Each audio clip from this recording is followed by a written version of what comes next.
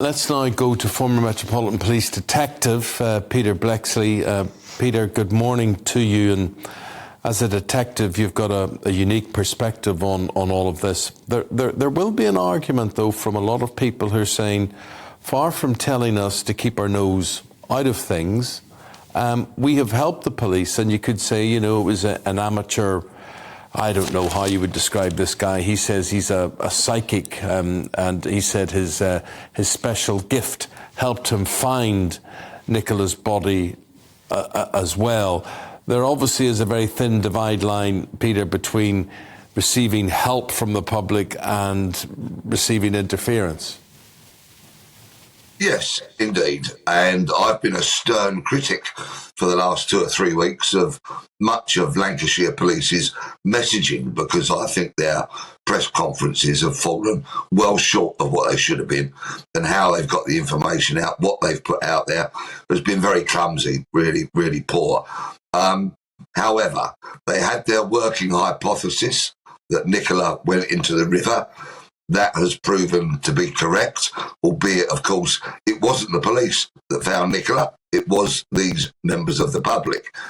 The police, when the dust settles, are going to have to take a very long, hard look at how they've conducted all of this, not only the investigation, but very much the communication. And I hope that the wider British police take some lessons from all of this, because quite frankly, if you get the messaging wrong and people don't believe you, they're not going to trust your investigations. And that, I think, is part of the reason why so many people turned up at St Michael's on Wire. And there is a huge problem, isn't there, with the British public and trust in the police at the moment. Presumably one of the reasons why there is this pressure growing on the Home Secretary to call for an independent inquiry into what happened in this case. At the moment, the police are effectively marking their own homework. Do you think that is right?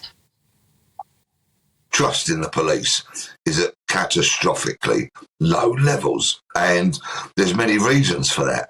Not only the police officers who have murdered and raped and all the other horrendous wrongdoing that we're hearing about.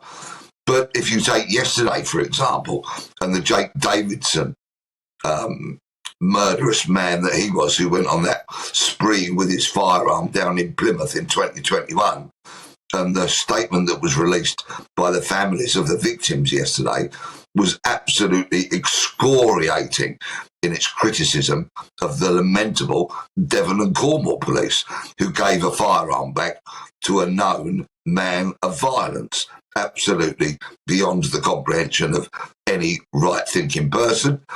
And during that inquest, evidence was given that senior officers from Devon and Cornwall police kind of colluded to deny any responsibility or liability for their pathetic actions. So that got a lot of publicity yesterday. The Nicola Bulley case has got a lot of publicity. We know there are police officers going into court every week for very serious wrongdoing, and clearly policing is in a dreadful state, or much of it is. The police have got to start telling the truth, look at themselves in the mirror. They only ever seem to admit things when they're forced into a corner, and the public know this. They come out with mealy-mouthed words like lessons will be learned, and it appears they never are. So the police have got a lot of work to do if they want to regain the trust and the respect of the British people.